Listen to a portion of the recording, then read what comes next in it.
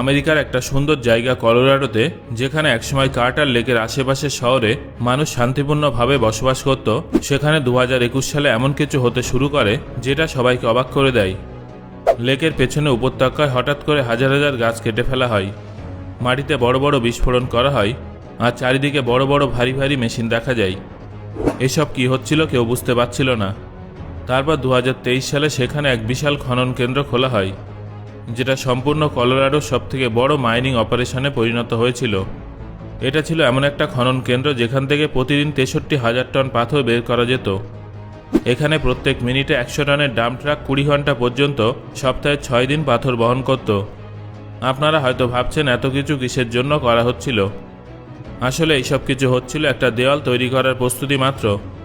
এমন একটা দেওয়াল যা ঘন জঙ্গলে মাঝামাঝি থাকবে এবং 328 ফুটের থেকেও বেশি উঁচু হবে। আপনাদের যদি মনে হয় আমি মজা করছি, তাহলে শুনুন 2025 সালের মধ্যে এই সম্পূর্ণ উপত্যকাটা জল দ্বারা বেষ্টিত করে রাখার পরিকল্পনা করা হয়েছে। এই সব কিছু করা হচ্ছে কলোরাডোকে জল সংকটের হাত থেকে রক্ষা করার জন্য। কিন্তু কিভাবে? চলুন বিশদে জেনে নেওয়া যাক। সংকটের আসল কারণ। এই গোটা কাহিনীটা শুরু হয়েছিল রকি মাউন্টেন থেকে, যেখানে জল ধীরে ধীরে কমে যাচ্ছে। বিগত কয়েক দশকে পরিবেশে উষ্ণতা বেড়ে যাওয়ার কারণে শীতকালে বরফ কম পড়ছে। আসলে বরফ ওই পাহাড়গুলোর জন্য ন্যাচারাল ওয়াটার ব্যাংকের কাজ করত, যেটা গরমের সময় গলে গিয়ে নদীর জলস্তর বাড়িয়ে তুলত।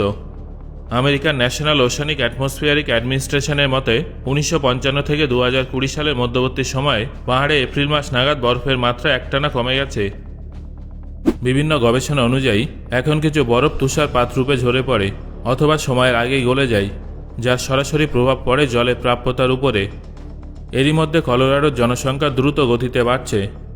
2010 থেকে 2020 সালের মধ্যে এই রাজ্যের জনসংখ্যা প্রায় 15% বেড়ে গেছে। বেশি জনসংখ্যা মানে বেশি বাড়িঘর, বেশি ব্যবসা বাণিজ্য এবং বেশি জলের চাহিদা। ডিমান্ড অ্যান্ড সাপ্লাইয়ের মাঝে গ্যাপ ক্রমশই বেড়ে চলেছে। একটা অনুমান অনুযায়ী শহরে জলের প্রয়োজনীয়তা 2050 সাল পর্যন্ত প্রায় দ্বিগুণ হতে পারে। এছাড়াও কলোরাডোর অর্থনীতির একটা গুরুত্বপূর্ণ অংশ হিসেবে বিবেচিত কৃষিকাজও কিন্তু জলের অভাবে ধুঁকছে। এর পাশাপাশি আরেকটা গুরুতর সমস্যা হলো গ্রাউন্ড ওয়াটার, অর্থাৎ মাটির নিচে উপস্থিত জল। যখন নদী কিংবা লেকে জল কম থাকে, তখন শহরে এবং কৃষক উভয়ই মাটির তলা থেকে জল তুলতে শুরু করে দেয়। এই গ্রাউন্ড ওয়াটার আমাদের সেফটি রিজার্ভার হিসেবে কাজ করে, যেটা খরার সময় কাজে আসে। কিন্তু এর ব্যবহার এতটাই বেড়ে গেছে যে এই সঞ্চয় দ্রুত গতিতে শেষ হয়ে যাচ্ছে। এর একটা স্থায়ী সমাধান প্রয়োজন ছিল, তাই সমাধান হিসেবে সামনে আসে চিমনি হলো রিজার্ভার। বন্ধুরা, এই বড় সমস্যার সমাধান পাওয়া যায় একটা মেগা প্রজেক্টে, যার জন্য জঙ্গলে সেই বিশাল বাঁধটা তৈরি করা হচ্ছে। এই প্রজেক্টের ব্যয়মূল্য প্রায় $500 মিলিয়ন থেকেও বেশি। এর উদ্দেশ্য হলো প্রচুর পরিমাণে জল সংরক্ষণ করা। যখন বৃষ্টি কিংবা বরফ গলে যাওয়ার কারণে সিস্টেমে অতিরিক্ত জল থাকবে, তখন সেটাই রিজার্ভারে জমা করে রাখা হবে, যাতে খরার সময় সেই জল ব্যবহার করা যেতে পারে। এই বাঁধটা ইঞ্জিনিয়ারিংয়ের একটা দুর্দান্ত উদাহরণ, যার উচ্চতা 351 ফুট। এর মধ্যে 29 বিলিয়ন গ্যালন জল জমা করার ক্ষমতা থাকবে। ইঞ্জিনিয়ারিংয়ের দারুণ কৌশল। এই বাঁধটা নির্মাণের জন্য একটা বিশেষ প্রযুক্তি ব্যবহার করা হয়েছে। এর কোরে মাটি কিংবা কংক্রিটের জায়গায় অ্যাসফাল্ট কংক্রিট ব্যবহার করা হয়েছে। এই টেকনিকটা ইউরোপে অনেক বেশি ব্যবহার করা হয়, তবে আমেরিকায় এটা এই ধরনের দ্বিতীয় প্রজেক্ট।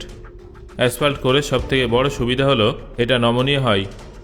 যদি কখনো মাটিতে হালকা আলোড়ন কিংবা ভূমিকম্পের তীব্র কম্পন আসে, তাহলে মাটির কোরে ক্র্যাক হয়ে যাওয়ার সম্ভাবনা থেকে যায়। কিন্তু অ্যাসফাল্ট করে তার নমনীয়তার জন্য ক্র্যাক না হয়ে সেটা সহ্য করে নেয়। এই বাঁধটার ভিত তৈরি করার জন্য প্রায় 81 মিলিয়ন কিউবিক মাটি সরানো হয়েছে। এর কোর তৈরি করার জন্য অ্যাসফাল্ট কংক্রিটের 512টা স্তর দেওয়া হয়েছে, যেটা সম্পূর্ণ করতে প্রায় 1000 দিন সময় লেগেছিল। এই বাঁধের বাকি অংশ তৈরি করার জন্য 22 মিলিয়ন টনের থেকে অধিক পাথর ব্যবহার করা হয়েছে। এই পাথরগুলো কিন্তু দূর থেকে আনা হয়নি, এগুলো পাশে একটা খনি থেকে খুঁড়ে আনা হয়েছে, যেটা এত বড় ছিল যে এটা কলোরাডোর সবথেকে বড় মাইনিং অপারেশনে পরিণত হয়েছে। এই প্রজেক্টে মেন কনস্ট্রাকশনের সময় প্রতিদিন 500 জন মানুষ কাজ করতেন। প্রজেক্টের সম্পূর্ণ নেটওয়ার্ক। বন্ধুরা, এই প্রজেক্টে শুধুমাত্র একটা প্রধান বাঁধ ছাড়াও জলকে সম্পূর্ণ আটকানোর জন্য একটা ছোট স্যারেল ড্যামও তৈরি করা হয়েছে। এই বাঁধটা সেই জায়গায় বানানো হয়েছে যেখান থেকে জল বেরিয়ে আসতে পারত। এছাড়াও জল নিয়ন্ত্রণ করা এবং পরবর্তীতে সাপ্লাই করার জন্য পাইপলাইন এবং টানেলের একটা কমপ্লেক্স সিস্টেম তৈরি করা হয়েছে।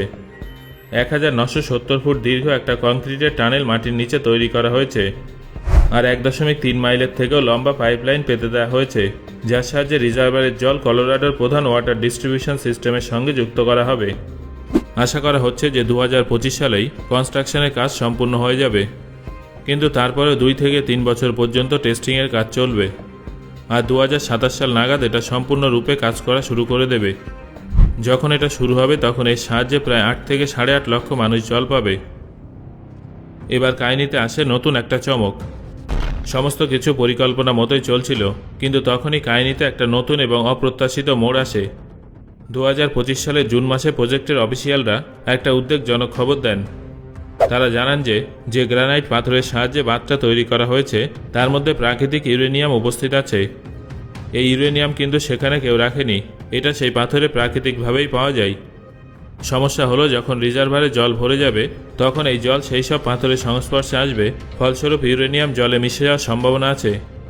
প্রারম্ভিক কয়েক বছরের মাত্রা আমেরিকার এনভায়রনমেন্টাল প্রোটেকশন এজেন্সির দ্বারা তৈরি করা সেফ লিমিটের থেকেও বেশি হতে পারে, যার ফলে এই সিদ্ধান্তটা নেওয়া হয়েছে যে যতক্ষণ না এই সমস্যাটার সম্পূর্ণ সমাধান পাওয়া যাচ্ছে ততক্ষণ পর্যন্ত এই রিজার্ভারের থেকে পানীয় জল সাপ্লাই করা হবে না। বন্ধুরা, এক্সপার্টরা সমাধান খোঁজার চেষ্টা করছেন, যার মধ্যে একটা অপশান হলো এই রিজার্ভারের জলকে অন্যান্য সোর্সের জলের সঙ্গে মিক্স করে ইউরেনিয়ামের মাত্রা কমানো। দ্বিতীয় অপশানটা হলো রিজার্ভারের পাশে একটা special water tank treatment plant বসানো। এই নতুন চ্যালেঞ্জটার কারণে প্রজেক্টটা সম্পূর্ণ হতে অতিরিক্ত 6 মাস থেকে শুরু করে কয়েক বছর সময় লেগে যেতে পারে। আমাদের দেশের সঙ্গে কানেকশন, এটা আমেরিকার একটা রাজ্যের কাহিনী হলেও তার ঝংকার আমাদের দেশেও স্পষ্ট শুনতে পাচ্ছি। একবার ভেবে দেখুন, আমাদের এখানেও শহর দ্রুত গতিতে বিস্তার লাভ করছে, জনসংখ্যা বাড়ছে আর জলের চাহিদা আকাশ ছোঁয়া হচ্ছে। আমাদের এখানেও পর্বতের বরফ গলতে শুরু করেছে। আমরাও জলের অভাব হলে সবার প্রথমে মাটির নিচের জলের দিকে তাকাই, আর আমাদের দেশের একাধিক অংশে গ্রাউন্ড ওয়াটার লেভেল চিন্তাজনকভাবে নিচে নেমে যাচ্ছে। আমরাও জল স্টোর করে রাখার জন্য বড় বড় বাঁধ এবং রিজার্ভারের উপরে নির্ভরশীল। কলোরাডোর এই কাহিনী আমাদের সামনে বাস্তবটা তুলে ধরেছে। এটা আমাদের বুঝিয়ে দিয়েছে যে জলকে ফর গ্রান্টেড নেওয়া কতটা বড় ঝুঁকি হতে পারে। এটা আমাদের মনে করিয়ে দিয়েছে যে ওয়াটার ম্যানেজমেন্ট এবং ফিউচার প্ল্যানিং কতটা গুরুত্বপূর্ণ। এটা কিন্তু যে কোনো দেশের ক্ষেত্রে সমানভাবে প্রযোজ্য। সঠিক সময়ে সঠিক পদক্ষেপ না নিলে ভবিষ্যতে আমাদেরও এই ধরনের মেগা প্রজেক্টের প্রয়োজন হতে পারে, যার নিজস্ব বিভিন্ন সমস্যা আছে। চিমনি হল রিজার্ভার প্রজেক্ট মানুষের ইঞ্জিনিয়ারিং এবং প্রয়োজনীয়তার একটা উদাহরণ। এটা দেখায় যে আমাদের জীবনের আধার জল সংরক্ষণের জন্য মানুষ কতদূর পর্যন্ত যেতে পারে। চারিদিকে জঙ্গল কেটে ফেলা হচ্ছে, পাহাড় ভেঙে ফেলা হচ্ছে, আর বিলিয়ন বিলিয়ন ডলার অর্থ ব্যয় করা হচ্ছে শুধুমাত্র এই জন্য যাতে আমাদের বাড়ির কলে জল আসতে থাকে। এই প্রজেক্টে একদিকে আশা, অন্যদিকে চ্যালেঞ্জ। আশা এই জন্য কারণ আমরা চাইলে যে কোনো সমস্যার সমাধান বের করতে পারি, আর চ্যালেঞ্জ এটাই যে আজ যদি আমরা জলের দাম বুঝতে না পারি তাহলে আগামীকাল এর দাম শোধ করার জন্য প্রকৃতির ভারসাম্য নষ্ট হয়ে যেতে পারে। সো বন্ধুরা, আমি আশা করছি আজকের এই ভিডিও থেকে আপনি অনেক নতুন তথ্য জানতে পেরেছেন। ভিডিওটা ভালো লাগলে একটা লাইক করুন এবং শেয়ার করুন। ধন্যবাদ।